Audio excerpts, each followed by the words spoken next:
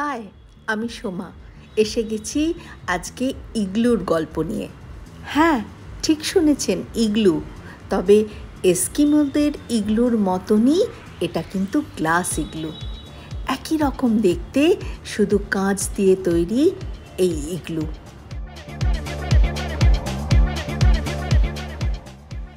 রোভানিয়ামি থেকে আমরা রানুয়াজু আর Santa Claus village দেখে যাত্রা করলাম এই সারিসালকা, যেখানে আমরা থাকবো রাতে গ্লাস ইগলুতে।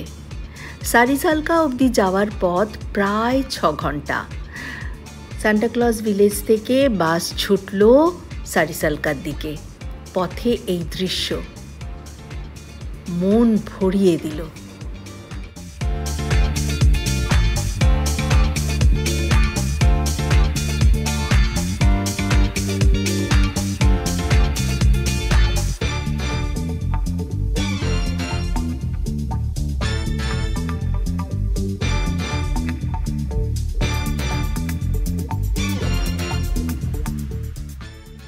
যতই এগোচ্ছি শুধু দুদিকে সাদা বরফের চাদর।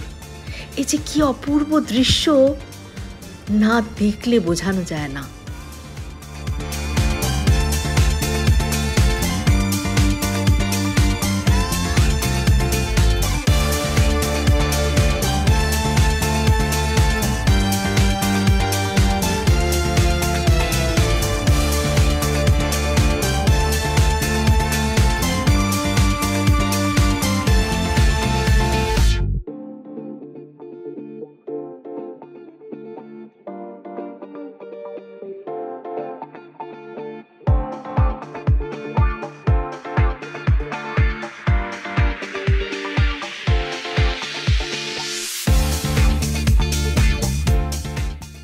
সান্টা ক্লজ ভিলেজ থেকে আমরা যখন রওনা দিয়েছিলাম তখন প্রায় 2:30-3টে, আর আমরা যখন সারিসালকা পৌঁছলাম তখন প্রায় 7টা কি 7:30। আঁধার নেমেছে। আমরা বাস থেকে কিন্তু সবাই মোবাইলে টর্চ জ্বালিয়ে নিচে নামছি। বাইরেটা খুব অল্প আলো, আর দূরে দেখতে পাচ্ছি এই রকম ইগলুগুলোতে আলো জ্বলছে। অপূর্ব দৃশ্য। যাই হোক, বাস থেকে নামলাম আমরা সোজা এই বরফে।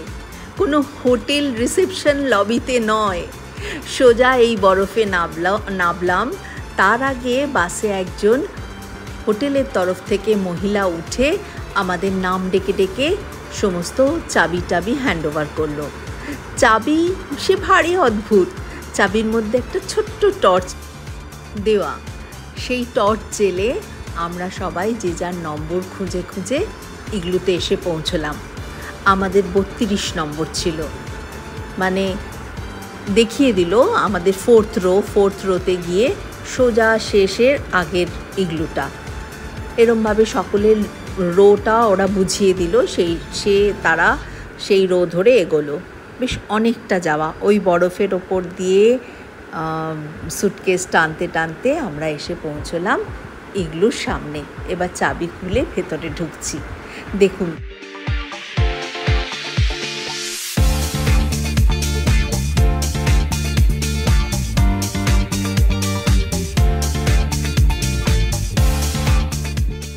এই বরফের ওপরে সুটকেস টানা কিন্তু মুখের কথা নয়। চাকার মধ্যে সব ঝুরঝুরে বরফগুলো আটকে যায়, আর তারপরে তার চাকা ঘোরে না, খুব অসুবিধে। যাই হোক, কোনো রকমে আমরা এসে পৌঁছলাম ইগলুর সামনে। এবারে ইগলুর ভেতরে আমরা প্রবেশ করছি। দরজাটা খুব শক্ত, একজন ধরে দাঁড়ালে তবে সুটকেস নিয়ে ভেতরে যাওয়া যায়। এই যাচ্ছি। ঢুকেই এরকম সরু একটা প্যাসেজ, ডান দিকে সনা, বাঁ দিকে বাথ। এবার এই মাথা নিচু করে ঢুকতে হচ্ছে আমাদের মেন গ্লাস ইগলুতে। এই দিকে সমস্ত সুটকেস প্রথম দিকে রেখেছিলাম, তারপর তো ভেতরে নিতেই হলো। এই যে এরমভাবে মাথা নিচু করে, অ্যাকচুয়ালি ইগলুর কনসেপ্ট দিতে গিয়ে বোধহয় এটা করেছে। এই যে রেড কার্পেট পাতা, তারপর আপনি এরম মাথা নিচু করে ঢুকতে হচ্ছে। ভেতরে টয়লেট, এই হচ্ছে মেন গেটটা, উল্টো করে দেখাচ্ছি।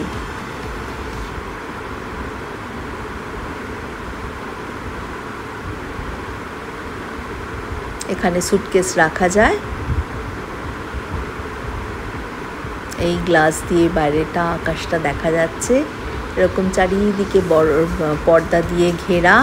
পর্দাটা সরালেই এই পুরো বরফ, আর দুদিকে দুটো বিছানা, যেহেতু ছেলে ছিল তাই আমাদের থার্ড বিছানাটাও এর ভেতরে দেওয়া ছিল। এই পর্দা সরালেই কিন্তু পুরো বরফ দেখাচ্ছি, দাঁড়ান। এই হলো বাথরুম, বড় বাথরুম, সত্যি স্নানঘরটা বেশ বড়। আর এই হচ্ছে সওনা। বরফের জায়গায় অনেকে শরীর ড্রাই হয়ে যায় বলে সওনা করে, একটা হিট চেম্বার করা আর কি। আর এই হলো টয়লেট, ওখানে বাথরুম আর টয়লেট আলাদা।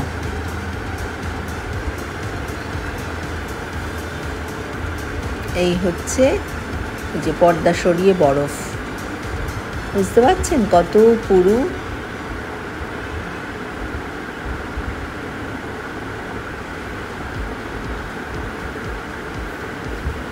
এই হচ্ছে পাশের ইগলু দেখা যাচ্ছে।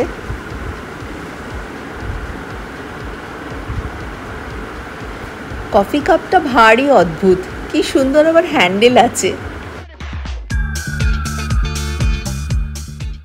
ওখানে তো সকাল সকাল ডিনার, তাই আমরা পৌঁছে একটু ফ্রেশন আপ হয়ে চলে এলাম ডিনার করতে। বেশ খানিকটা দূরে, 10 মিনিটের রাস্তা। সেটা পেরিয়ে ওই ডিনার রুমে এলাম। এসে এই হচ্ছে আমাদের সেদিন 3 কোর্স মিল ছিল। স্যুপ থেকে আরম্ভ করে সবগুলো ছবি তোলা হয়নি, তাও যতটা তুলেছি দেখালাম। 3 কোর্স মিল, বড়, খুব বড় রেস্টুরেন্টটা। সকালে ব্রেকফাস্ট বুফে আর রাত্রে 3 কোর্স ডিনার। তো আমরা ওখানে ডিনার করে একটু সকলে ওখানেই আড্ডা মারলাম। রিসেপশন অরোরা রেস্টুরেন্ট, ওখানে একটু আড্ডা মেরে তারপর রাতের অন্ধকারে এবার আমরা ফিরছি।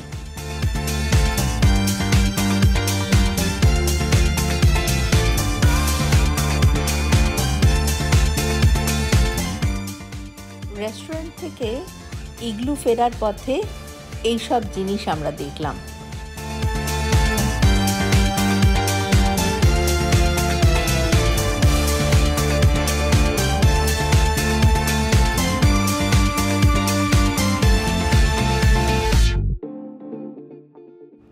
এবার আমাদের ইগলু লেন এসে গেছে, এই 4 নম্বর রোয়ের শেষের আগের ইগলুটা।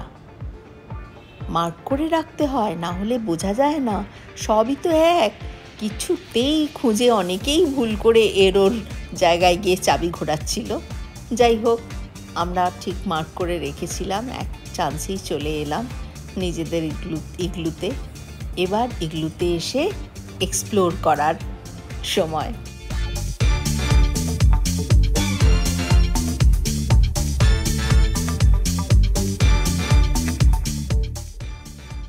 অনেকক্ষণ আকাশের দিকে তাকিয়ে তাকিয়ে শুয়ে রইলাম। তারপর কখন যে চোখটা বুজে গেছে জানি না। ইচ্ছে ছিল না একটুও ঘুমোনোর, মনে হচ্ছিল সারা রাত যদি জেগে থাকতে পারি, কিন্তু ভীষণ টায়ার্ড তো, তাই ঘুমিয়ে পড়েছি। মাঝরাত্রিরে উঠে ক্যামেরা নিয়ে দূরে এইসব দেখছি আর ভাবছি যদি একটু অরোরা দেখতে পাই। কিন্তু অরোরার একটা সাইরেন দেওয়া ছিল, যদি ওরা দেখতে পেত তাহলে এই সাইরেনটা আমাদের ঘরে বাজতো। তো সেদিন দেখা যায়নি, তাই আমাদের সাইরেনও বাজেনি, আমরা ঘর থেকে সেরকম দেখতেও পাইনি। কিন্তু ওই যে দূরে একটা সবুজের আভা দেখতে পেয়েছিলাম। পরদিন সকালে এক দিদির কাছে শুনলাম ওই দিদিও ওরকম ভোরবেলা উঠে দেখতে পেয়েছে। যাই হোক, এই ভোরবেলা উঠে বাইরেটা ঘুরতে বেরিয়েছি। খুব সুন্দর, মানে কি যে দেখেছি, কি যে এনজয় করেছি বলে বোঝাতে পারবো না। ভোরবেলা বেরিয়ে এত ভালো লাগছিল।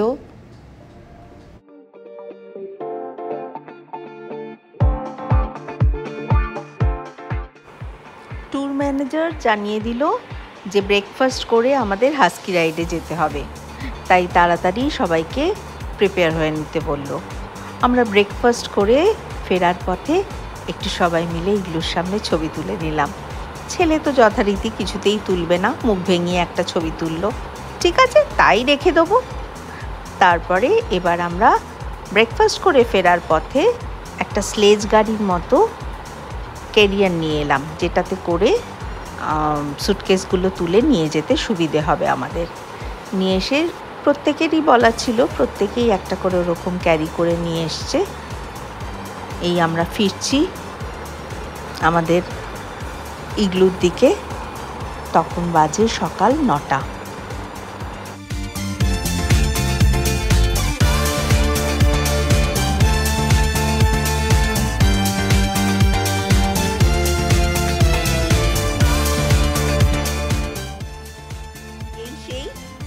গাড়ির মতো গাড়ি, যেটাতে করে সুটকেস তুলে নিয়ে সবাইকে যেতে হচ্ছে। এই এবারে কেউ কেউ মজা করে আবার মিসেসকে বসিয়ে তুলেছে। আমরা একটু ইগলু বার দেখতে এলাম। ওই রেস্টুরেন্টের ভেতরেই একটা পোর্শন ছিল যেটার নাম ইগলু বার। ইগলু শেপের ওই ডোমের মধ্যে বার, তাই আমরা একটু ইগলু বার দেখতে ঢুকলাম। আসুন দেখুন, এই হচ্ছে ইগলু বার। যেমন আমাদের থাকার জন্য ইগলু, সেরকমই একটা তার মধ্যে বার সেট করা। রাতের বেলা কেমন ভিউ বুঝতে পারছেন? খুব সুন্দর, সব রকম ব্যবস্থা আছে, শুধু বসার জায়গাটা ওই রকম ইগলুর মতো।